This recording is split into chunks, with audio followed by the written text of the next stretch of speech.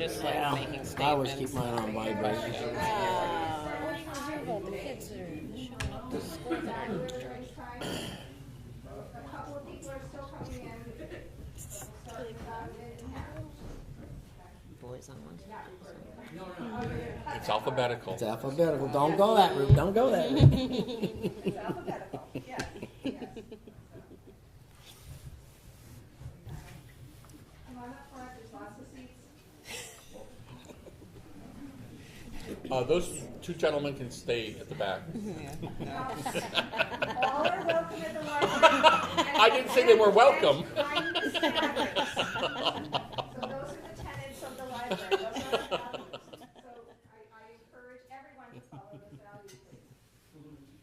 Oh, outstanding work, Sue. All right, so it's 6 o'clock, so I want to get started. I'm Sue Gaudel, I'm the library director here. We're so very pleased to host this evening. One of the tenets of our strategic plan is to have more community conversations where people get an opportunity to learn and to talk to each other. It's so very important. I'm going to be serving as your moderator tonight of sorts, and I'm going to ask the first 3 questions of each of our candidates. So I'm not going to introduce them, they'll introduce themselves. When I'm going to signal them if they're talking too much. And I'm a retired teacher, so from my viewpoint, when I'm done, you'll raise your hand, I'll call on you, or point on you, I'm going to sit over there. And then I'd like people to ask the question of all the candidates, at least at the beginning, and then individual questions can be posed after. And please take turns, ask one question at a time. So, first question, introduce yourself, and I'm going to sit over there so I'm not on the camera. Introduce yourself and tell a little bit about your background, where you're from, what you do or what you did for work. Great, Tara. Hello everybody, my name is Tara Chase. I currently serve as the Operations Director for Springfield Supported Housing Programs. Prior to that, I was the Director of Operations at Windsor County Youth Services, which is a homeless shelter for adolescents. And then before that, I was an AmeriCorps Director in Louisiana, where I served to help rebuild after Katrina. So I spent a lot of time recruiting volunteers, writing grants, working state level as well as federal. I currently still do that. I work in the state level and federal. I've spent 20 years in the nonprofit world. I am a resident of here in Springfield. I grew up in Ludlow and have spent a lot of time here in Springfield. I bought a house here about 7 years ago with my partner, and we have adopted a daughter who is now 23. And I continue to be a part of Springfield through the Budget Advisory Committee. I attend the Project Action meetings. I served on the Springfield Prevention Coalition when we had a very robust prevention committee. I currently serve as the secretary on the Springfield Family Center. And what else? It's a lot. That's a few things that I do. I attend a lot of housing meetings and different community partner meetings as well. So I got some feedback from some people that they can't hear as well, so we're going to bring the microphones closer. All right. Hi there, everybody. I'm Heather Fram. My family purchased a home in Springfield, Vermont in 2002, a second home, so we've been here for that long. We moved to Vermont permanently during COVID and have enjoyed being here. Before I got here, I was an entrepreneur. Me and another woman started a company in 1998, the same year Google started, and it was a digital agency. Everyone said I was crazy and the internet was a thing of the past, or not the future. But we stuck with it, and we ran it for 15 years and sold it to a public company. So entrepreneurship is kind of my thing. I love it. I'm a board member at BRIC, Black River Innovation Campus here in Springfield, and I love continuing to support entrepreneurs. My last job, I ran sales, marketing, and IT for Benchmark, which is a senior living communities, 60 communities on the East Coast. I would say my involvement still here in Springfield. I'm on the Springfield Hospital Board. I'm on the BRIC board. I'm currently an appointed select board member, finishing Chrissy Webster's position. I am running to complete her role. and I'm a member of this group called Springfield 802, which mission is to market Springfield, Vermont, and all the good stuff about it. And I, too, was on the Budget Advisory Committee, so I feel like I've learned a lot about Springfield of late. I live here with my husband, my son Will, who is in the front seat, and our other child does not live in Springfield, and our dog Strider. That's me. Thanks for coming. My name's Doug Johnston. I was born and raised here in Springfield. I went to college up in Burlington, got an associate's degree. From there, I worked a little bit up in the Burlington area, and then I was recruited to come down here as a police officer. And I spent my career as a police officer here with over 40 years of service to the town of Springfield, 18 and a half years as chief of police. During that time, I've had budget experience and worked with the town, providing that. And I'm also on the BAC board. I've been on there for 4 years as a vice chair. And working with the board, we did a lot of discussion on the future of Springfield, what we'd like to do or like to see happen with the possibilities of a new Parks and Rec Center, new town garage, etc. Let's stick to the question, Okay. okay? The things that you were doing. Well, right now I'm an executive director of New England Association Chiefs of Police. I've been there for 3 years and live here in town. Yeah. Mike? Hi, I'm Mike Schmidt. Most of you may know me, if you do know me, as the guy that has the coffee shop here in town. I also am a planning commissioner and president of the Chamber of Commerce here in town. I grew up in a small little town called Pinole, California. As my story goes, there were more horses than people when I was born there. I grew up in that area, eventually moved into the high-tech world, and spent about 30 years in small startup companies as well as some large multinational companies. They have provided me the entrepreneurship vision as well as the discipline that you get from large corporations. I made a brief move to Maui with my partner, thinking that that was going to be paradise to live and retire in. It's a beautiful place to visit. It's an interesting place to live. So we decided to find some place that would be a paradise for us, and yes, Springfield is the one that came up. Discovering Springfield from outside of the borders of town, Springfield is painted as a very idyllic place that has lots of potential. I got here, I saw that, and I've embraced it, and it is my goal to continue with that spirit and making Springfield what I know it is and can be in the future. Okay, Mike, so I'm going to go backwards, and you kind of alluded to the next question. Why do you want to be on the select board, and what are your 3 top priorities? So as Sue said, I kind of, the alluded point is I see and believe in where Springfield's going. I think I've been trying to play a part in that. Heather talked about this organization called Springfield 802. Springfield 802 sprang from the want to make Springfield known outside of the borders, to let people know what the wonderful benefits that we have here, and the opportunities for businesses, the opportunity for visitors to come and see us, and the opportunity for people to live here. And your top 3 priorities? My top 3 priorities are actually following those 3 aspects. Is how do we get Springfield's attention to increase the revenue? And I believe that one of the key ways to do that is to, first of all, get people to come visit us. The next thing is if people come to visit us, they begin to see what's beneficial here. and get new businesses, both large and small, to come and set up shop here. And thirdly is to not only attract new residents to live here, and that's a longer term thing because of the housing, but to let the people that are here now see what people like myself see coming here with fresh eyes. Yeah, my top three is economic development, along with the marketing of that, public safety. I want to make sure that our fire department, our police department, and actually our town garage are fully up to staff. The marketing part also is a big important play on it.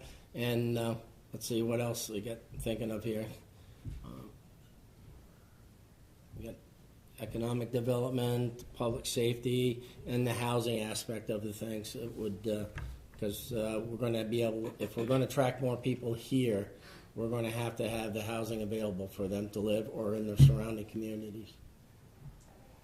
Thanks. So number one would be to manage our reputation as a Springfield town better. So be more purposeful about informing people about all the great things that are going on in Springfield, and re-informing people of the things they think are going on that actually are not or have changed. Included in that would be marketing all the great things about Springfield. So, we have so many great things, including downtown Springfield, outdoor adventure, cool businesses, you name it. We got a lot going on. We need to market that. Second is taking advantage of destination downtown Springfield. Like, I love what Springfield on the Move's doing. I love that we have a river running through our town, and that this could be game-changing when we get some of the buildings in better visual situation. We fill up some of the empty buildings, and there's a lot of movement around there. But this is starting to be a downtown area where we've got some cool restaurants, we have a cool coffee shop, we've got the Vault. We have a huge opportunity for downtown, and that will drive visitors and new residents. And then finally is businesses. I want to be Vermont is not a very business-friendly state, and I know that from being an entrepreneur. So we have our challenges in the larger context. But if we can make Springfield, Vermont, get creative and make Springfield, Vermont a business-friendly environment, that will drive more businesses here, that will help improve the family income average, that will help, drive other businesses, you name it. So we need businesses here too. So those are my three. Thanks. My three. Housing. I think that's a given. I work in housing. I've been a part of housing. I think that it's important that we have a diverse housing stock available for individuals so that we can be able to have businesses come in, have more opportunities to expand. I love Springfield in that we have hope. That is the one thing I have to say about Springfield. There is hope here. People do see the ability for Springfield to be more, to do more. I want to make sure that youth know that they're cared about and that there's support around the youth in our community because they are our future. And lastly, I think making sure community relations are happening. I spend, like I said, 20 years in the nonprofit world. One of the things that I know is important is collaboration.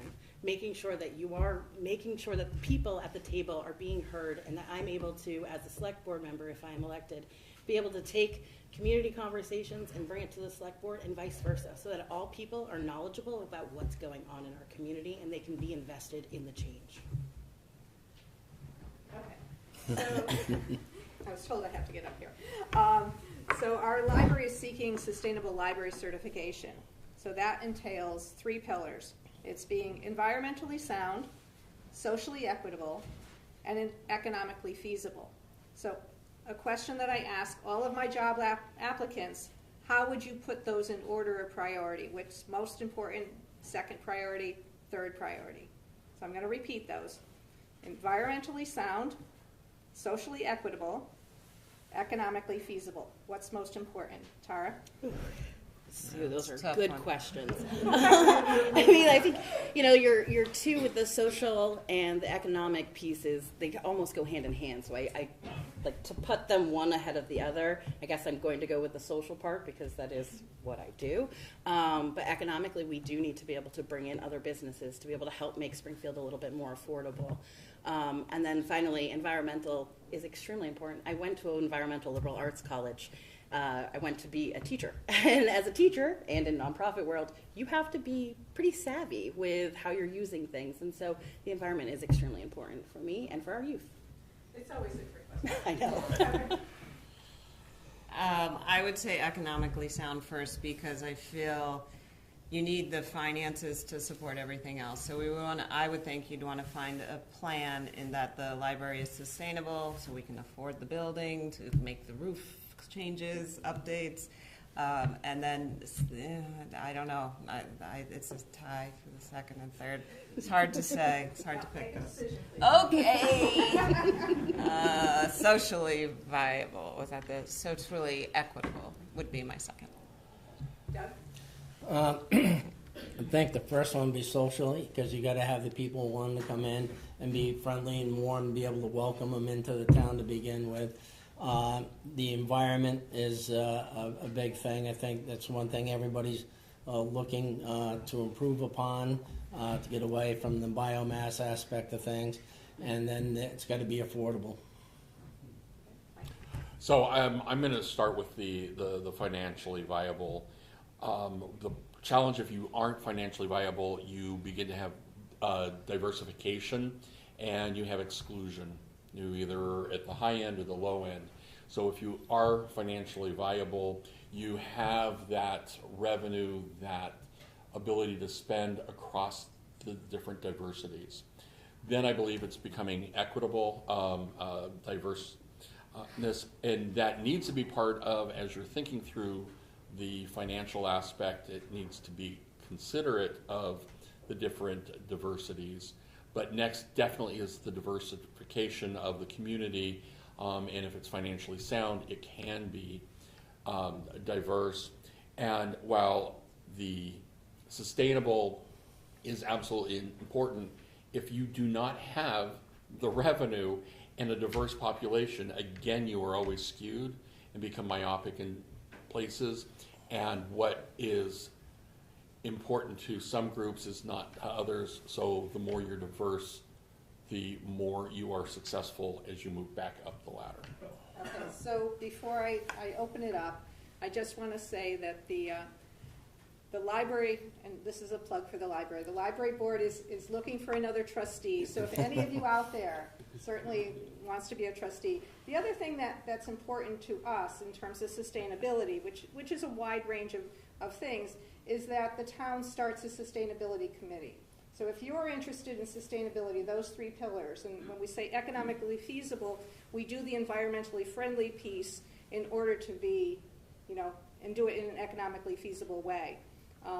So if anybody knows me, I'm very frugal, and I look for grants, but I'm done with my little spiel. So, questions from the audience? First question. In the back there, the gentleman. Good evening, candidates. My question is, within the scope of your professional career, what example can you offer that best exemplifies your innate superior judgment? Could you repeat that again? 'Cause I was, yeah. Repeat that again. Within the scope of your professional career, what example can you offer that best exemplifies your innate superior judgment? So your superior judgment. What experience your superior judgment? I'm looking for an example. An example. Okay, who wants to Not start? a scope of a career, but I want to see a specific example of your superior judgment build you or a company out of a problem. Okay, so Doug is willing to start us. Yeah, what we had in Springfield, and it's probably still existing, I think it still exists in every community, is the drug problem. And with that, we had sometimes it's more severe than others, or depending on the time. And we didn't have the resources as a police department in order to do that individually. We tried, but then we had a detective that went from a drug investigation to a death investigation. So what we relied on was the state police, the drug task force. In fact, we even put a person on there who concentrated basically on Springfield. And we ended up with some good results on that. All right. I can go. I'm looking for a specific example of Something that they specifically did? bingo. Okay, I can go. So I was a key part, or one of many, because I don't know if superior makes me feel a little weird, but as a group, we helped to make sure Wilson Block went up. I was in and part of the planning processes from taking over the building and working with SHA to it being to where it is now and supporting those individuals that are living in that building. That would be one of my examples. I'm looking for, you were given data and you had to make a hard decision. And that decision created a path of success. Let me try. Round number 3, maybe we'll get it. All right. As I said, I was an entrepreneur, and I started my business in 1998. So first year Google started, as I said. So everybody was buzzing about the internet, what we do, and we had a lot of, we were out there selling ourselves, and we really didn't have a brand, we didn't really have a product, nobody really understood the internet, but there was a lot of buzz, kind of like AI is right now. And we had to make a decision, because we had this customer or potential customer saying, I want you to do this, I want you to do that, I want you to do this, I want you to do that. Kind of like Springfield. We have so many options. What are we going to do? I think what I was good at was collecting data and saying, we are going to do search engine marketing for the pharmaceutical companies because of this data. And we made a decision to just hyper-focus, and in the end, that was the best decision we made for our company, and we killed it. Great, that's what I'm looking for. All right. I'll give you mine. It may be a dangerous one to share, but this is back. I was fairly young in my career. I was actually working for a retail store that sold computer hardware. It was 10 o'clock at night. Two gentlemen came into the store and wanted to buy 10 laptops. That was probably $15,000 at 10 o'clock at night. And we go to check them out, and they had a check that was number 003. I have no banks to call. I have a $15,000 retail sale that could make me a hero or could get me fired. And I had to make a decision. Do I accept that transaction? And I accepted the transaction, I approved the sale, and I approved the check. The following day, the gentleman came back that made this and asked me why I was crazy enough to accept a check with such a low number in the middle of the evening. And I looked at him and I said, I looked at the two of you, and I knew the ethnic reputation of the gentleman that he was with, and I knew that it was not in their culture to be decisive or deceiving. And I took the risk, and I was correct. It was a good transaction. And for me, it actually wound up, it actually took me out of retail and into the computer world. And I used my sense of empathy, my sense of observation, and a gut feeling that I was making the right decision. And I think that that is an important attribute that represents me, and where it has made me successful throughout my career. Very good. Thank you. Tara, you want to try it again? Oh, jeepers. I mean, Up to you. I guess I mean, in regards to data and understanding the needs, and I'm pretty good at trajectory, right? Looking forward to the bigger picture. I started with Springfield Supported Housing about 4 years ago. At that time, there was only 5 employees. We're up to 17. Part of that was me writing grants, me looking for other money, other fundings, because I saw the trajectory of how COVID was going to happen, how homelessness was still a big piece of our community and our people that we support. So through that, I have been able to use these increasing numbers to increase the number of shelter units that we have scattered amongst this agency of human services to meet the needs. I mean, they don't meet the needs because there's still a huge need, but it's starting to build towards that process, while also looking at different programs that we could do to help individuals maintain their housing, reduce the number of traumatic events that they have to experience through being homeless, and helping to ensure that they can stay where they are. You want to try again? Sure. I'll go from my incident. When the decision had to be made that when we had somebody on the drug task force and we got to the point where staffing, we want to remain 24/7, I had to make a decision, and it was that take that guy off the drug task force because it was more important to provide the 24/7 service to the public at that time than it was to have somebody on the drug task force. Is that something that you're... Yeah, that's Yeah, it. And okay. was that a successful decision? Yes, it was, because we never went less than 24/7 coverage. Okay, next question. So we have a question, yes. Do you volunteer and serve on local boards that support the town? Do you volunteer on local boards that support the town? I think some of them have answered that already, but let's go through real quick, Mike. Yes, so I am president of the Chamber of Commerce. That is a volunteer position. I've been a member of the Chamber, a board member since I moved here 3 years ago. I am a member of Rotary. I'm not on the board, but I am a member of the Rotary Club. And Springfield 802 is a not-for-profit organization that is supporting the town, and as well as I am a planning commissioner. I'm on the excuse me. I'm on the budget advisory committee, and there's other boards that I was on when I was working as employment for the town, as far as Project Action and a few other ones throughout their career. Sure. Locally, I'm, as I said, on the Springfield Hospital Board, on the Black River Innovation Campus Board. I used to be on the Springfield Co-op Board, and I am now Select Board, appointed to Select Board, and I was on the Budget Advisory Committee. And I am on the Springfield Family Center Board as the secretary. I served on the board of the Springfield Prevention Coalition, and I served as a BAC for the last Budget Advisory Committee, sorry, for the last 3 years as well. Other questions? Yes. Thank you for all of you for being here tonight and sharing your views. I'm Steve Geller from Summer Street.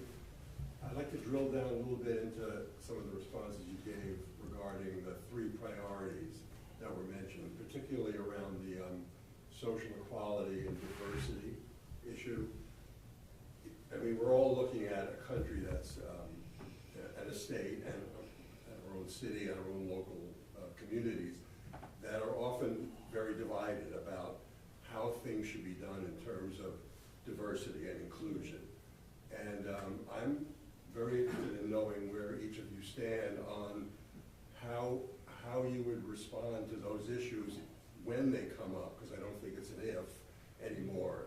It comes up in terms of the library having to respond to requests to ban books, in terms of the schools being asked or efforts being made to try to ban certain types of instruction, like critical race theory and other kinds of things. Where do you all stand? Where do each of you stand on, how we respond as a community to efforts to divide and restrict our ability to learn about our own or other people's cultures, to read what we feel we want to read, be able to access the materials, read or see it in film or books or audio books or other ways, and particularly with the schools in terms of what our children are learning. When that comes up, when people come before the select board and other bodies in the town saying, I don't want to see this, I don't want my children learning that, I don't want this book in my library, I'd like to hear how you're going to respond to that kind of effort. Doug, would you like to start? Because we haven't had you start. Oh, sure. As far as the schools go, and I don't have any children in school. They've grown up and they moved away. So I think they got to listen to the parents, and it all depends what type of books you're talking about and what age categories are they affecting, that type of thing. I think that's what you got to look at. You've got a very, very general question there, and with no specifics. And I think you've got to listen to what the public has. The thing is, I would represent the public. It's not my personal opinion. It's the public's opinion. That's what we're here for, to represent the public. And I think you got to take in from all sides and listen to both. There may be more than two sides. There may be 3, 4, 5, whatever sides, but you got to listen to all of them and take it all in, and then make a decision. Sure. I think, it's a tough question, but I would say I think every situation is different, so you want to spend the time to make sure you listen, as Doug said, to everybody's point of view. And I think most often, I shouldn't say most often, often the extreme voices are the loudest. So I think we've got to make sure we balance the voices and not only listen to the two extremes, because I think most people are at the 80% reasonable, but these 10 and 10 are the loudest. So we got to make sure we're listening to the 100%. I think listening is very important, and listening not to be able to respond, but to hear where they're coming from, understand why that's so important to individuals. Mm-hmm. And then I think for the other part is we always have commonality, right? There's always a common ground. Where is that coming from?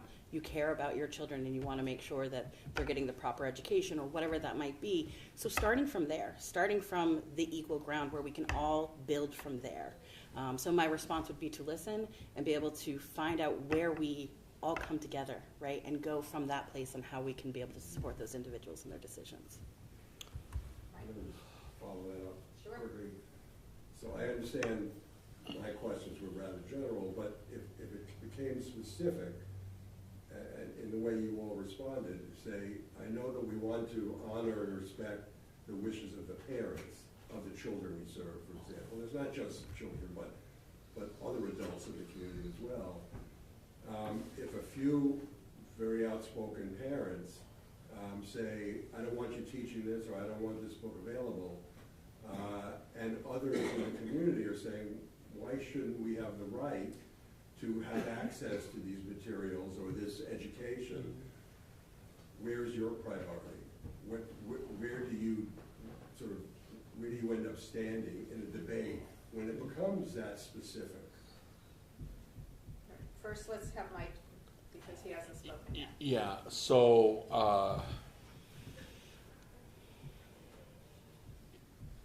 I'm going to start with the word empathy. What was the word? Empathy.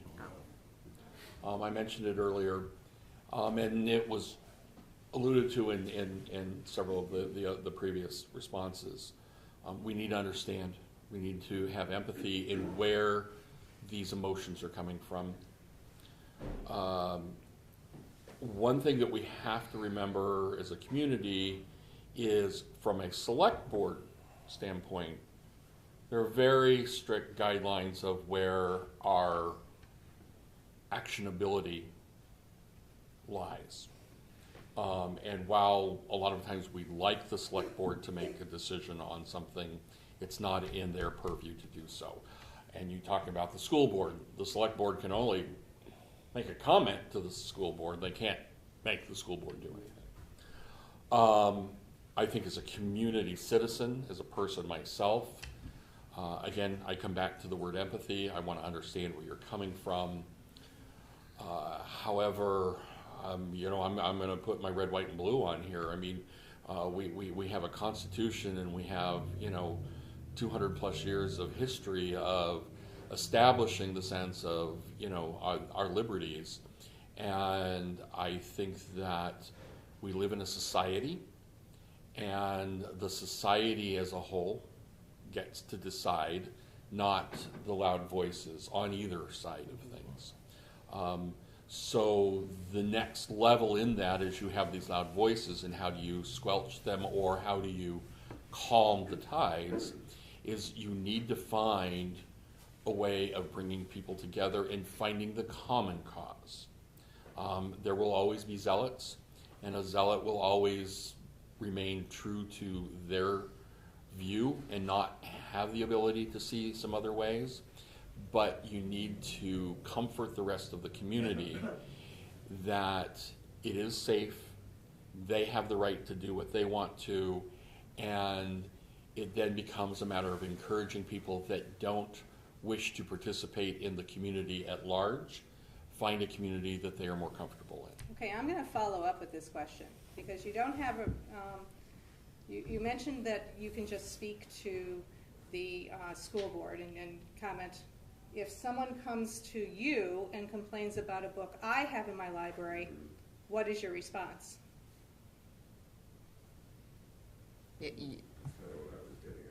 My response is you're in charge. We elected you, or you're nominated. This is your job. You're the expert. It's your call. Tara? Yeah, I would turn to you as the person who is in charge. Yeah, So would whether you- it was just you, your department, or some other department, I would refer them to the department head to discuss that issue with them. Mike? Again, if I am asked as a select board member Right. to make a legal decision, or a charged decision, again, it would be under committee advisement, and you and your team would be the first people that would advise on the behalf of the request. I just have to, for educational purposes, I do have to tell you that the select board does not have the right to decide what is in the library and what is not in the library. And We have a library board of trustees that would determine that. I am so educated, so Passionate about the. that's fine. I am so educated. Other questions? I'm sure other people have questions. Well, I'd like to, what I hear is all nice and good. Springfield has been going downhill for about 40 years. The population of Springfield used to be, 3 times what it is now, maybe more than that. And it used to be called machine capital east of the Mississippi. And it's lost all of that. And the population of Springfield has been going down for the last 40 years. Okay, I so, don't see it changing unless we change the economic base of Springfield. okay, so the, That's the priority number one. All these other things we're talking about is fine and dandy, but All right. they're just not, people don't come to Springfield anymore because there's nothing to do. okay, so I want to repeat kind of what you said, because the people that are watching it on YouTube or streaming, they can't hear it from the audience. So the gist of the question is that over the last decades, the population of Springfield has declined. Now the question is, Well, and the reason for that is it's. right, but what question do you have that you wish Well, them I to respond think we to? have to build up the economic base of Springfield to. So, How would they help? so how are you? Bring in new businesses. How are you planning on bringing in new business? Besides that marketing plan, do you have anything else up your sleeve to get new people here? So I'll start with that. So you're not looking at Springfield, although your comment is specifically about Springfield. You're not. That problem exists throughout all of New England, with the exception of Massachusetts. It is an endemic problem. The aging population is increasing much faster than the youth population here. Those are factors that any government board, whether it's the state level or select board, can change those immediately. It is a concerted effort to create a plan that can help with those. Now there is, I'm going to go into a brief story. There was an organization that wanted to set up a very large senior living facility here in town. And there was a lot of trepidation around that because We would be bringing more older people in town, and what we need is more youth. The interesting thing is if you actually take a look at the business model around that, if you brought in a large senior living, and I'm not advocating for or against it, this is a business process, that facility or those facilities would bring in pharmacies, clinicians, healthcare experts, and increase the volume through our hospitals, would bring in non-residents to visit those members. And the next thing you know, you've created a center of industry, healthcare industry, where we were afraid of. And it would have actually, could potentially up-level Springfield itself. It would bring in the potential for having advanced learning, nursing and medical colleges. So it's not a cut and dry thing. It's not something that you can just say, Mike, Heather, Doug, Tara, what will you do specifically? I do think that the whole reason that the town marketing plan is being put into place is to start thinking that. This is a process. This isn't something that, it took 40 years to get where we're at. It's going to take quite a while to get back up. But if you actually do walk down Main Street, you can see that there are 3 buildings that have been bought recently that are all undergoing extensive renovation. There is the Parks of Wilson building that is built and going through extensive renovation starting next year. There is tremendous change that's happening here. There are a lot of companies that are going into North Springfield. So to say that it's continuing to go down, I would personally disagree with that. I think that there is a lot of revival happening here. Okay, so anyone else want to follow up with that? Doug? I think what's important too is in order to bring the businesses in, we still have to have the infrastructure capable of supporting them. And if we don't continue with our infrastructure, like the way we have been, putting a new water line down on Clinton Street and then moving it up, we can't get businesses in there. They need the water and they need the sewer. Right now, with the federal government the way it is with EPA, it's a delay in getting things done, plus funding that SRDC's got. They rely on mostly grants. But there is hope, and there's a process going through. Hopefully we can get that J&L area cleaned up within the time period that we get the water line finished and extended and finished where we have that. And there's other things that are going on. They're looking at the bike path, extending the bike path for recreational. So I think there is a lot of things going on. Maybe we don't pat ourselves on the back as a town enough, but and that's where marketing will come in, and that will help the town quite a bit. But we got to be able to market it, but we got to have the infrastructure there to get the people in also, and the businesses. Tara and Heather, anybody? Yep. I would just quickly say 3 things. When we want to look at what our assets are, and our biggest asset, one of our biggest assets is our high internet connection, and now VTEL's rolling out 10G. 10G matters for media companies, gaming companies. We have this great water and sewer resource that we need to go after the companies that care about that, want that right away. We also need to leverage, we have Brick, being an entrepreneur. We have Brick here that is an incubator for entrepreneurs. We have River Valley Tech Center that is, training all these tradespeople. So we need to market and leverage and tell about those stories. And then the big challenge, though, is still a big challenge, is we need 1 or 2 big employers to come in. And the challenge is we don't have the facilities right now to put them in one of those, really. So we have the brownfields to clean up, and SRD is doing their best job, and I know it takes a long time, but we need, we have a lot of assets to sell. We just need a home for 1 or 2 big places. Tara, anything else? They all said some really great answers, and I think I would also add the piece of making Springfield the community that you want to come home to, right? And that's where I am saying investing in our youth. because they are the ones that are going to continue to make our community bigger and better, making people proud, because Springfield is amazing.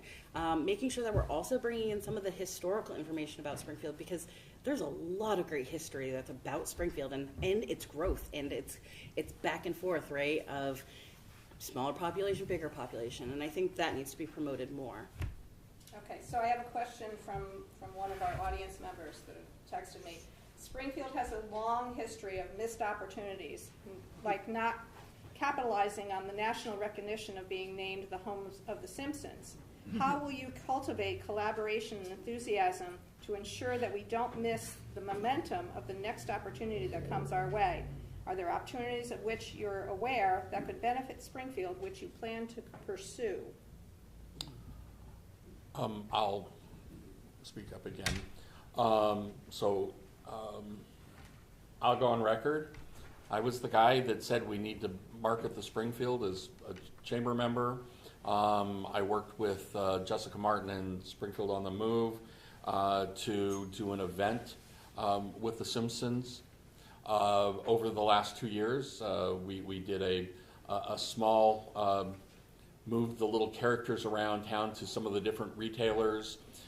2 years ago, last year at the community party on Main Street, we did the 0K donut run, and next year we have some more plans, or this year we have some more plans with that. We discovered a handful of filmmakers here in Springfield, and this year we will be holding the first Springfield Film Festival.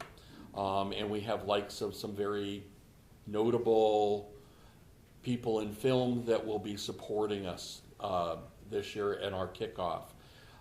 There are a lot of things that are going on. Simple things, whether you like the motif or not, the clothespin in the park is a symbol of our pride, of our innovation history, and it's a colorful representation of our pride in the town. There are tons of things that are going on that. The Tech Center, along with Brick, recently hosted a drone contest that was held here and televised. There are a lot of things that we are doing to promote Springfield. Doug, do you have anything on this topic? Well, I think that boils down to what we get to is marketing what we have, and I don't think we've been doing an effective and efficient job of doing that. Just simple things on Channel 3 news.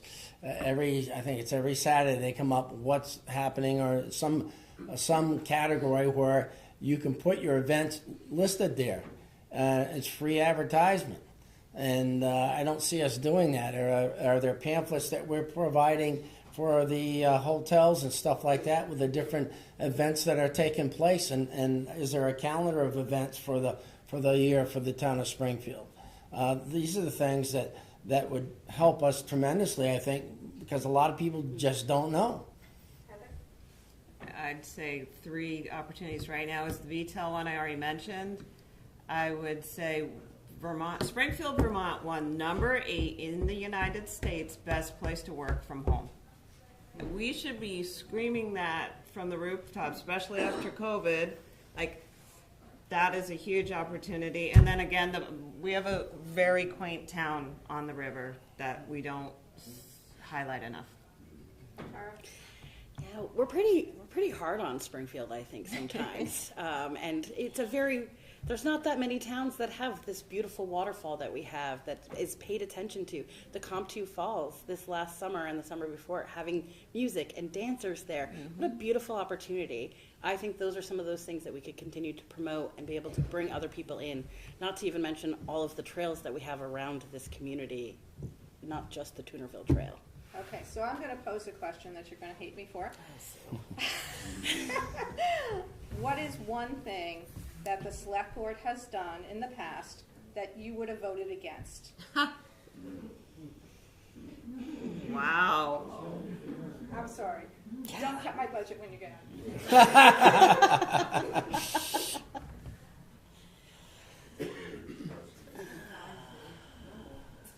Well, I'll let you think about that. Yeah. Is there another question? Yeah. I have a question. Go ahead. Walter, go ahead. this is theoretical, but it's also very real. As a select board member, you're going to face this. Everybody in town has their favorite pothole. And you can substitute pothole for other things, but they all, and it's their number one top priority. How are you going to make them all happy? I mean, admitting right now I can't, right? Like, I mean, that's just their truth, but I can hear them. I can listen to what they have to say. I can take that into account. I can make sure that when we're having select board meetings, we're talking about those things, encouraging them to come to the select board meeting to speak their piece about the problems that they're seeing. But I know I can't make everybody happy. I would love to. You're all happy now. But we just can't do that. I would say I would create a very specific, deliberate plan of what our priorities are this year, and that's the priorities. And if it didn't make it, we give everyone the opportunity to tell us what they think the town's priorities are at the town hall or the town meetings or whatever, and then we as a group and whoever wants to participate come up with, here's our solid plan. We need to focus on these 3-5 things this year. Done. And sorry, it didn't make the list this year. Next year we'll go again. Well, it depends what time of year it is, because I'll tell you, the cold patch is not going to stay there too much longer as far as when the next snowstorm comes, because it's going to be plowed up. So it's going to be a never-ending problem with your potholes. But you can only do the best you can with it. We'll try to repair it as soon as possible. I mean, when you got a highway worker that's put in 36 hours straight plowing roads, I don't think it's we should be telling them out, you got to go out and fill that pothole unless it's a real dangerous one where, I mean, you're going to lose a car in type thing. But we have a roads maintenance schedule plan. They're following that plan as much as possible, which was designed on the frequency of how the roads are traveled, what condition they're in, et cetera, et cetera. So I think over time, it's playing catch-up for stuff that's been ignored from in the past. And I think the people can see the progress that's being made in that aspect of things when they approve the special appropriations for the paving aspect of it. And I think that's the reason why we've had such good support for it, because they can see the results, unlike the water lines where once it's buried, you don't see the results anymore. Thank you. Heather, do you want to respond? Or did I I? did. Sorry. It's my turn. Mike. I'm sorry about that. In the instances where I have been present, either in the planning commission or at the select board meetings, I do have to say that the town manager has been well prepared and addresses the situation most appropriately. And yes, I keep talking to Sue instead of all of you. So I do think that basically what Heather said, I mean, it's a priority and we have to follow the priority. Now, one thing that I am privy to as part of the Planning Commission, and you will all have an opportunity to hear starting next week, is the 5-year plan that is put together for the town will be brought to the town and to the select board. This time, this plan is much more specific and has much more directive and accountability in its goals and objectives, and I think that will be something that will allow the town manager, and the citizens to refer back to measure against, is the town actually accomplishing the things that should be. So whether it's a pothole, whether it's a signpost, whether it's a light pole, whatever it is, somebody's fence, it should be addressed more professionally in the new town plan. Can I add one thing? I just also think it's important to educate the town, and whether that's easy to digest and read annual reports, or an improved website. I think I've learned a lot about the town as I've been on the Budget Advisory Committee, but like we have, as already highlighted, had the same population since 2012 to 2020, if you look at the census, right? But we have a really expensive infrastructure that's amazing. We have 24/7 service, but we have 128 miles of road here. And we have costs of equipment, people, et cetera, going up. So we have to remember if the population stays like this, we have a expensive infrastructure that's good, but expensive, and the costs keep going up, then we have to do something about this in order to support filling the potholes. So we gotta fix getting more people and businesses here. Yeah. Sorry, I had to go down. It's okay. Yes. I have me. Yes. Yes. I heard a lot about like bringing in business and bringing in other like employment opportunities, but what I didn't hear a lot about was where will they live when they get here? So what is your plan on the select board for bringing housing stock up to speed where we need it to be? I'll start again. Depends on what room you're in and what group of people are there to have a conversation with. There is fixable housing here that exists already. The challenge is a lot of times is getting it freed up from the current landlords. I'll be a bit of a rebel here and say in the general region there is much more housing available. If you look into Ascutney, if you look into Weathersfield, if you look into Chester, these are communities that are 10 minutes, 15 minutes away. The people that we are trying to attract are coming from areas where they commute for an hour each way. So to tell somebody that they can come here and get a job here in Springfield and live in Ascutney is nothing to them. And if you take a look at the... in Ascutney as well. Housing's also an issue in Ascutney as well. From what some of the numbers that we're getting is there's more free housing available, fixer-upper housing, and I am saying generally in the region, so I am, you know. I think it's a state issue. It's not as a national Well, it's a national issue, yes. So like they could live in surrounding areas, and so my question is like, there's a lot of housing that's not available, including in Ascutney and surrounding areas.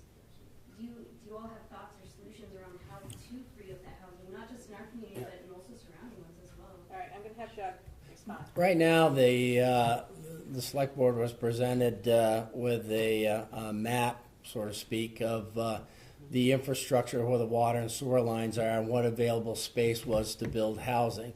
I think that's it's in a work in progress, so I think we're heading in the right direction. I think that what bothers me is you have some of these houses that have been repossessed. There's one in my neighborhood. It's been in foreclosure now for 4 years. It was a nice house at the beginning until they left during the pandemic, and the water froze. It's ruined the boiler. It's ruined the whole thing where it's got to be gutted out. But the problem is the foreclosure process is so long that one bank's buy it, another bank's buy it from that, and it's like a domino effect. So how can you get that so somebody can get hold of something like that and refurbish it? Because it was a good, solid house. But at this point in time, it's been let go for so long, there's going to be mildew and mold and stuff like that in the walls. It's going to have to be all stripped out. Well, I think we have a legislator here. I don't know if the state can do anything or not. I'll go. I'll save you, Christy. Save you. But I think that's one issue. So, I mean, but that's the problem I see, because there's one on Fairground Road, too, that we go by every time you go to the recycling center. It's been just sat there, and it deteriorates, and it's getting worse and worse and worse. And what are the solutions? So here, Hey, too many questions. I have two solutions specific to Springfield. So Chuck Wise from Planning and Zoning has a list of unhealthy houses, about 20, or unsafe, I don't know what the term is, unsafe. And the town is taking a stronger and stronger stance on making sure those houses are corrected up and ready for livable quarters, or knocking them down and selling them with a tax lien, and then we eventually sell them. So I think stronger rules around unsafe buildings and action against them. Secondly, I think Springfield Housing Authority, Laura Ryan, has two different properties, one with 20 units possibly in Southridge, and one with 20 possible units on South Street. I hope I'm getting them right. And she has submitted all the way up to the federal government, so this acreage can support that, and we're waiting to hear back from them. And if so, we can build 20 units. The other one is up for vote in November. If the school agrees to give some of their land to this property, and it's a vote, the vote happens in November, I said, then we can build on those and build 20 units too. So we have an opportunity to build 40 units if all things go well. Thank you, that was my intent. And I would just follow up with, there have already been some properties that were blighted that have already started that process. Jeff has worked very closely with Mount Escutney Regional Commission to get that inventory done with Chuck as well. So I think the process of planning takes a long time, unfortunately. However, starting with a good base, I think, is exactly where we need to go, and building those foundations to make sure that we can be able to sustain a diverse housing opportunity that is fair market rent. And anyone that has not asked a question, Chuck? Springfield's younger generation is pretty much being shut out of the ability to acquire more wealth through home ownership. Venture capitalists, private equity firms, and climate refugees are snapping up properties around Vermont and converting them into rental properties. What do you think the select board could possibly do to preserve home ownership for the younger generation in Springfield? So the question is, how are you going to preserve home ownership for Springfielders, the younger Springfielders? That's a tough one. People coming from Connecticut and elsewhere like me. And we thank you for coming, because you do help diversity in our community, which is important. I would also one thing I would say, Chuck, is that there are great resources within this community. Wyndham Windsor Housing Trust is an amazing program agency that helps with home ownership. They have programs to help an individual learn about how to purchase a home, and also offer financial assistance for those young individuals. So there is processes, and there are resources currently available to protect from larger organizations or corporations purchasing houses. I'm not sure exactly how to do that, because it's such a huge thing to take on, but I know that we have resources currently in our community that can be more accessible. Go ahead. Well, I think that you're very limited as a select board member in order to do that.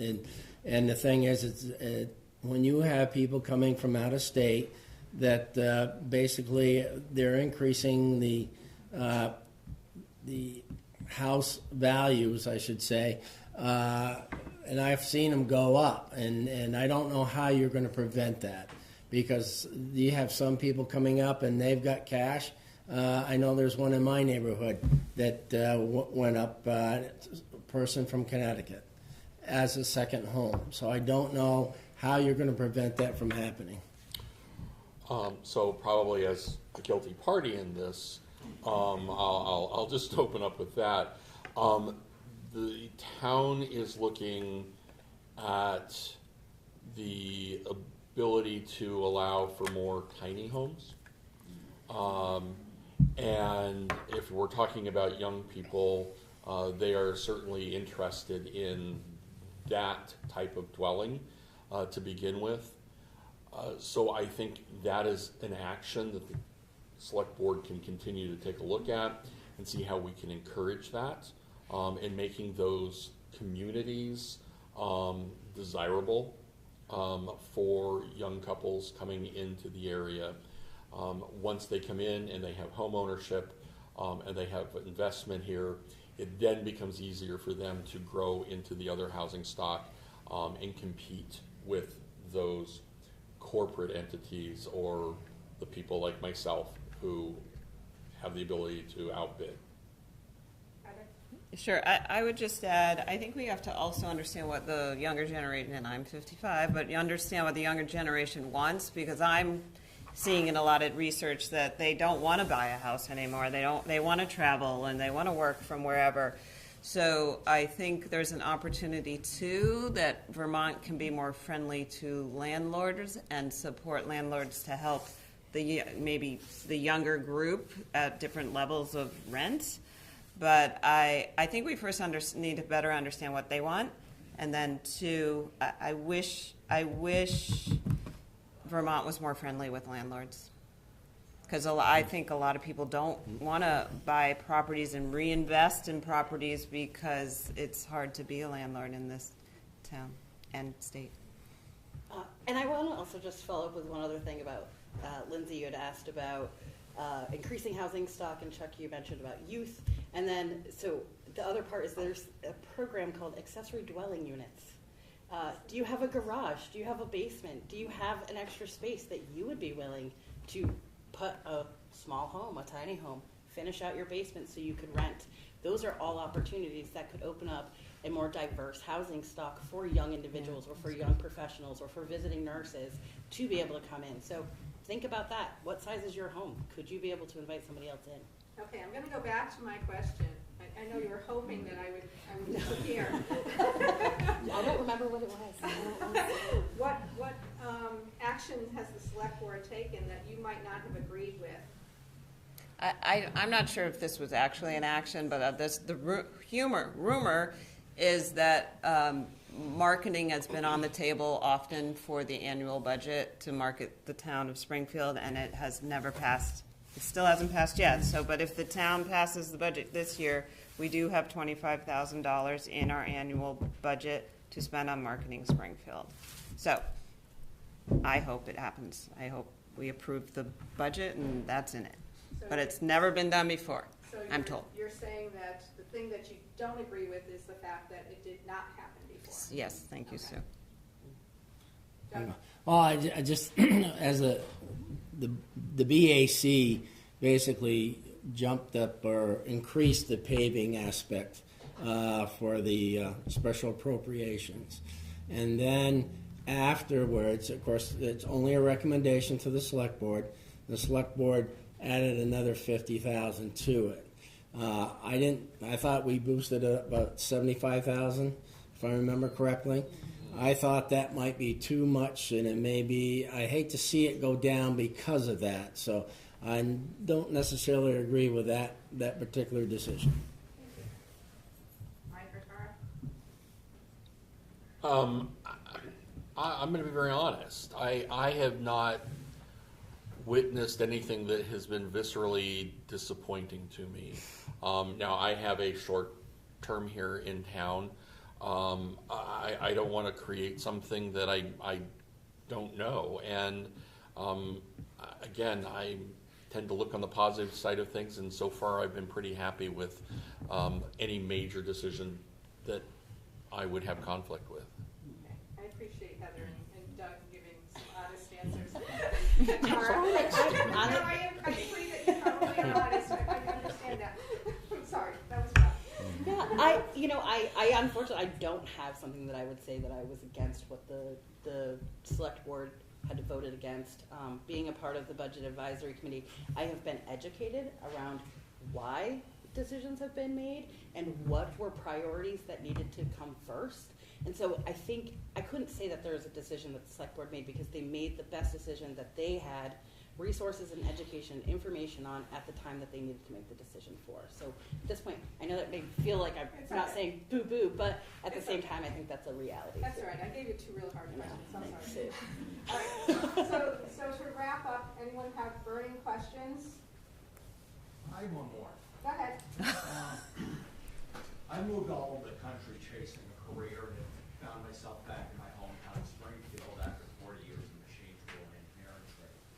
My decisions to visit and set up camp, move the communities, had nothing to do with marketing. It had everything to do with career advancement with specific employers. With that in mind, what would you do to attract key employers to Springfield that would change this town's desperately needed demographic? I'm looking for laser-focused answers on what you would personally do, not as a board, but if you were king, what would you do when you could get biomedical aerospace that would keep our young people here and would bring young professional families to the community? All right, Queen Heather. Queen Heather. I would go after Google or Apple and get them where the J&L empty land is. That's the easiest place to build once that's cleaned up. And How would you do it? I would drive, fly, go with my presentation on what's great for Springfield, what we'll do for you in Springfield. Make sure I have collaboration and support from all the acting bodies here, and I would. Along that line, not to interrupt what I have. No, go. Claremont was able to attract Red River Computer, and I may be mistaken, but it was my understanding that they created something like a free enterprise zone, and they brought in a company, giving them a free place to set up shop. And it was a huge windfall doing that. Would you be willing to have Springfield offer free space to attract a key company here that otherwise we would miss out on? Yes. I will step in next, and she used specific names. I spent 30 years building data centers, and we have a tremendous infrastructure to support the data centers. And we have a 200,000 square foot building up in North Springfield that's sitting empty. We have the J&L property. We have a 10 gig pipeline that can be expanded to 50 gigs, which actually it is in the process of. We have some of the least expensive opportunity for electricity and cooling that would be tremendous here. I'm just going to say it. I could pick up phone today and call people and get them here. Very good. However, we need VTEL, we need Green Mountain, we need SRDC, and we need other entities that support that development. And so that is, again, the next key in that. But I personally could make a phone call today. John? Well, I think what you got to do is offer incentives here. I don't know any big companies and haven't been involved in any big companies, but incentives to have people move here, residential and industry. And one thing I think hopefully Springfield has learned that we don't put all our eggs in one basket. We diversify into different categories because we relied on machine tool industry for a long, long time, and it did the town very good. But, you saw what happened over the years with the machine tool companies. And we should not put ourselves back in that spot again. That's why we need to diversify, offer incentives, whether to move here as far as taxes and stuff are concerned, so somebody starting out can get a good start on their business and then gradually increase the taxes up to 100% of the value of the business. Thank you. Tara? So Queen Tara would definitely be checking in with her court to make sure that the voices of the court are heard before I go and pick some business, right? I would make sure that it aligns with the strategic plan of the community, make sure that it aligns with what the needs are in the community, because I don't think that we should just bring in something to bring in something. It needs to be profitable. I would make sure that we are looking at incentives, as Doug had mentioned, looking at the different grants that are available in the state to be able to help support that transition to ensure that it's not a tax burden on the community as a whole. Okay, so I have another question. What is the one quality, Heather's, you can't go under the table. What is the one quality that you have that you'll bring to the table that will make you the best select board member? What is that one quality that's going to why we should vote for you. That one quality, not a big long sentence, not a big long explanation. I'll make it short and simple. I've said it twice. Empathy. Doug? I say knowledge and history One of the. word. All right, knowledge of the town. Communication skills. That's 2. I took 3, so. Understanding. Okay, all right. Other questions, final questions? Yes? I want to say that I've learned a lot about Springfield here tonight, and I'm not a stranger to the select board meetings, but I am just appalled at the lack of communication of what you people do. 3 of you are going to be on the board, and I know more about what's going on in BF than I know what's going on in Springfield. I know about the diet, the road diet thing, and I know that you want to, there's a proposal about skateboards on the road, but why? That was never explained in the press. You need a communications person, and I want you to all think about that. And I have to say, I go to most, if not all, select board meetings, and that's where I get my information. So they're always on Zoom, and so I know what's going on in town. And so that if you come into the library and you ask me what's going on in town, I'll let you know. But ask Jeff anything. We've had community conversations here at the library. We've had, with Jeff here, we've had very many different people. They're on staff. I have to say, Sue, you do a wonderful job. Well, thank you, but that's not the point. So what my point is that our community members need to be involved.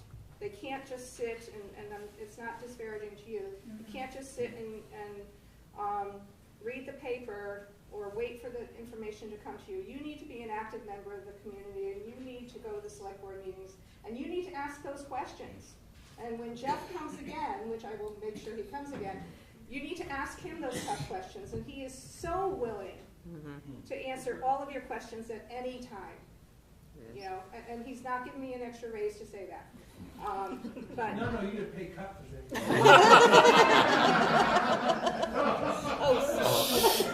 I'm going on vacation tomorrow, Jeff, so I'm going to have that. So, last questions? I have a question for you, moderator.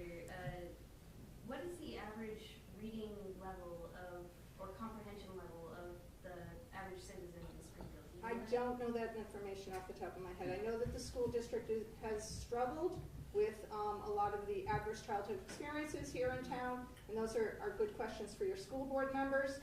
I'm not having them here, unfortunately.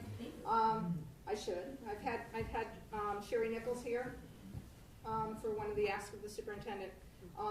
But we as a library are looking at using some restorative practices especially with our youth. We're learning. We've done adverse childhood experiences training, we've done trauma training, and we're moving forward in restorative practices. We're part of Project Action, the Communities and Neighborhoods group. And I'm going to stop talking because it's not about me. So, last questions? Well, I want to thank everybody for coming. Just one more comment.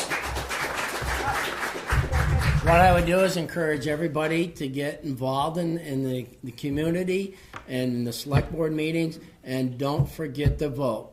You know, that's the only way the select board can have a barometer in judging a budget on how much it passes by or gets defeated. So please get out and vote. Thank you very much. Have a great night. Good work. Good work. Good work. Sorry. I was prepared for you. So what answer are you looking